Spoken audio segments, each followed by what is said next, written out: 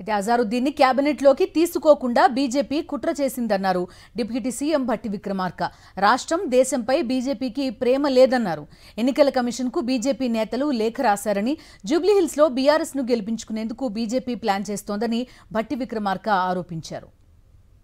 కీర్తి ప్రతిష్టలు దేశానికి, ప్రత్యేకంగా తెలంగాణ రాష్ట్రానికి తీసుకొచ్చినటువంటి అజారుద్దీన్ని ఎవరైనా మంత్రివర్గంలో తీసుకొని గౌరవిస్తూ ఉంటే సాదరంగా స్వాగతించి అభినందించాల్సింది పోయి అటువంటి వ్యక్తిని తీసుకోవద్దు అని చెప్పి లేఖ రాయటం అనేది నిజంగా చాలా దురదృష్టకరమని ఈ సందర్భంగా నేను మనవి చేస్తూ దీన్ని తీవ్రంగా ఖండిస్తూ ఉన్నాను కూడా.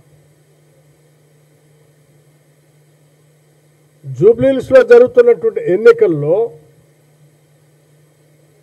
కేవలం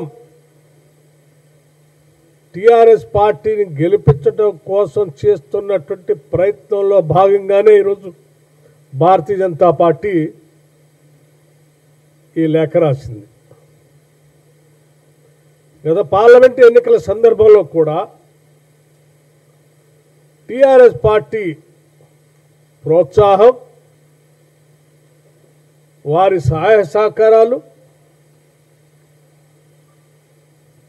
బీజేపీని ఎట్టి పరిస్థితుల్లో గెలిపించాలనేటువంటి తాపత్రయంతోనే వారు వాళ్ళ ఓట్లన్నింటినీ తగ్గించుకొని బీజేపీకి వేస్తేనే 8 సీట్లు వచ్చాయి బీజేపీ.